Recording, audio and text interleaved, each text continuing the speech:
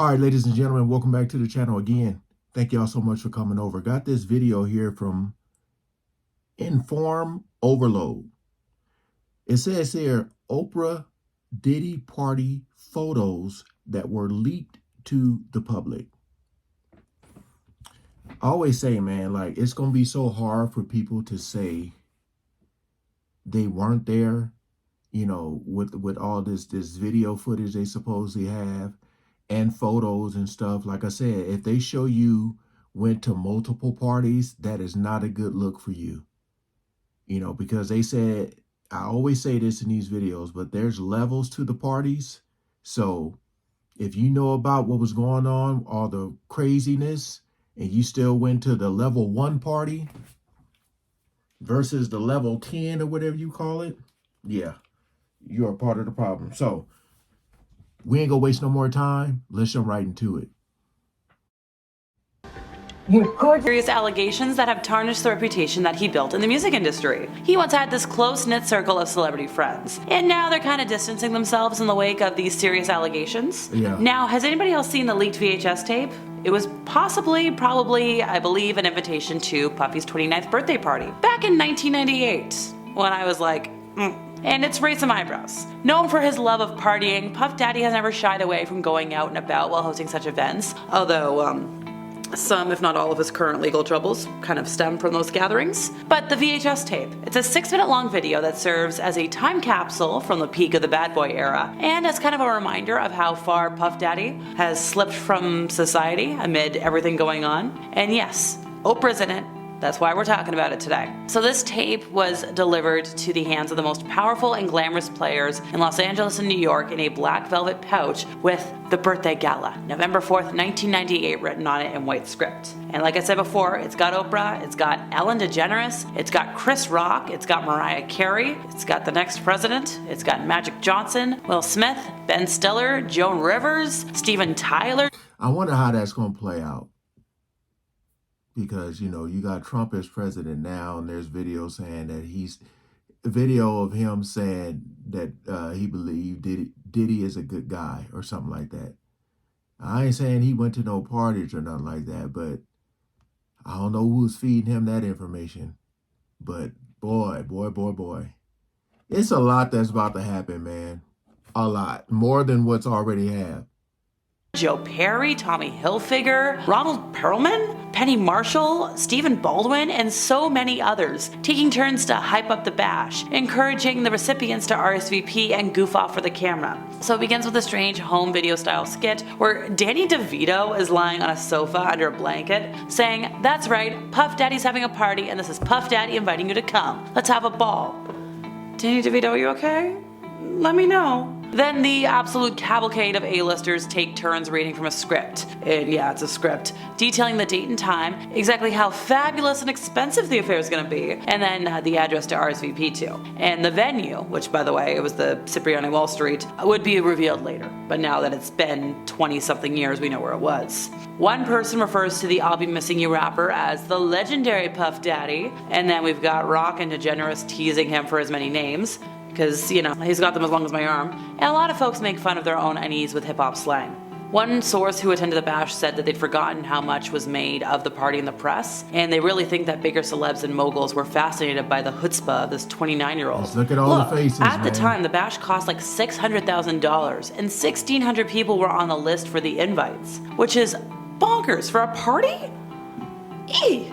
As well as those in the video, Henry Winkler, Aaron Lauder, Mike Tyson, Minnie Driver, Mark Wahlberg, Lenny Kravitz, Kevin Costner, Sarah Ferguson, Martha Stewart, Jay-Z, and Naomi Campbell.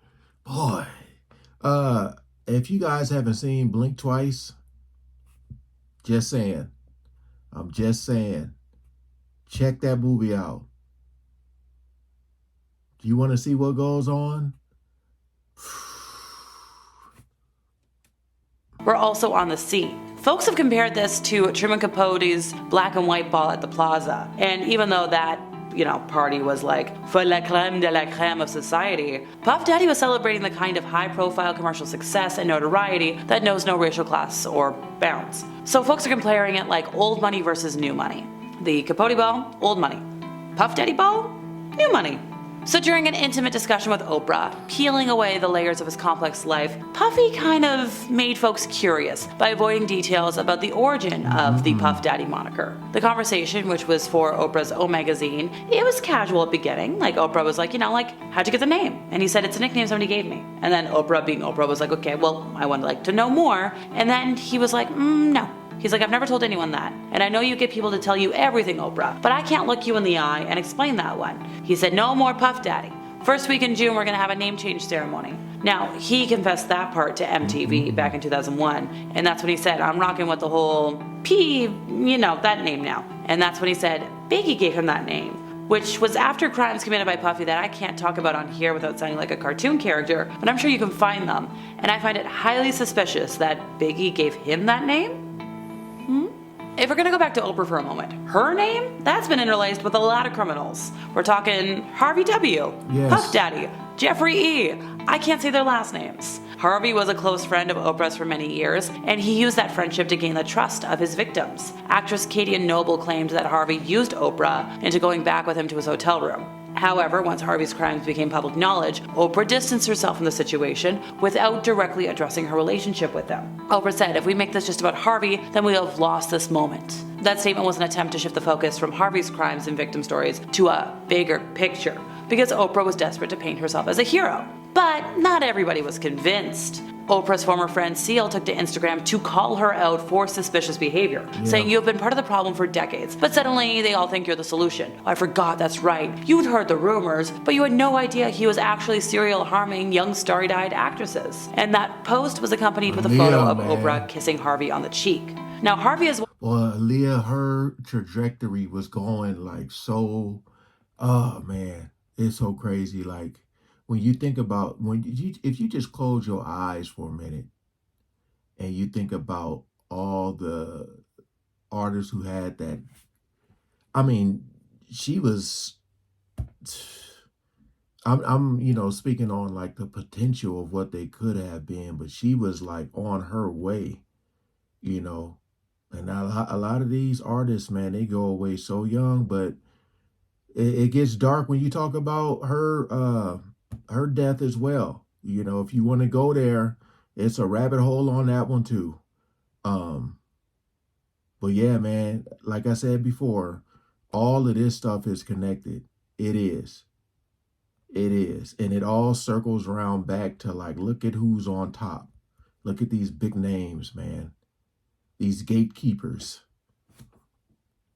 One of only many awful men tied to Oprah's brand. She's attended those big parties, and I'm forgetting something. She's featured 5 times in the files from Jeffrey's trial. I can't talk more about the trial for reasons, but come on. Yeah. Another issue that follows Oprah wherever she goes is the controversy of her school in South Africa, the Oprah Winfrey Leadership Academy for Girls. It was built as a safe haven for disadvantaged girls, but it has proven to be kind of anything but that. Multiple students accused a dormitory matron, Virginia Makopo, of harm, and she was arrested in November of 2007 and then released on bail. News outlets claim that she faced 14 charges involving indecent acts with students. So after that trial, Oprah was sued by the headmistress of the school, Lerato Nyomfo Mzame, for defamation, which is kind of bad for you to be sued by your own headmistress. Mzame alleged that Oprah defamed her by implying that the headmaster was covering up the awfulness going on at the school. Granted, that case was settled out of court before the arranged trial, at least according to news outlets. But, sorry folks, the controversy does not end there. Speculation about numerous missing girls from the academy has spread like wildfire across social media. But the validity of these statements has not been confirmed or denied. Oprah and her team have been silent on the matter, and it seems like any articles raising concern over this situation are scrubbed from the internet. Like, when was the last time you heard about Oprah's school after she had that big grand opening? A fair share of scandals have been attached to Oprah over the years. Yet, media coverage criticizing her for all these instances somehow always disappears. And Oprah's name is constantly tied to a bazillion crimes, whether it's due to her relationships or the instances with the school. But the only sources talking about this are concerned consumers on social media and small newspapers. Not a lot of major outlets have discussed Oprah's suspicious behavior. Instead, they continue to praise her. And yet, she doesn't deny anything. Selective media coverage plays a large role in maintaining her image. Power is used as a scare tactic to prevent reporters from bringing these topics to light. And look, Oprah's not innocent. Thanks to her weakness for theories that veer towards the decidedly out there, her legacy is tarnished, at least in my eyes. Okay, sure. We'll give her a point today. She did endorse a lot of credible things. Barack Obama, John Steinbeck's East of Eden, became a bestseller after she featured it. I think it was like 51 years after it was originally published. But then on the other hand, let's talk about some bad things, okay?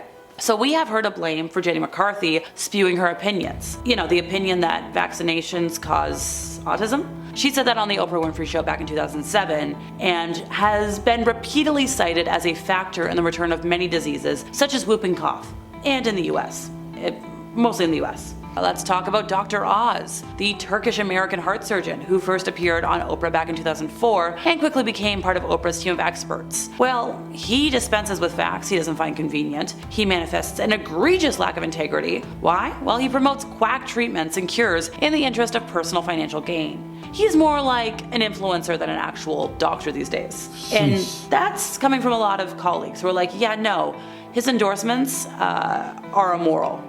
And that's all for today, folks. See you next time. You can't escape these photos, man.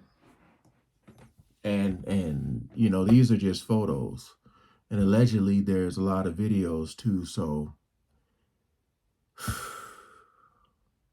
like when Cat Williams said, and you look at where we are now, and all you look back on this year, all the things that have happened, what is next year gonna look like? What is this next year gonna look like, man? Because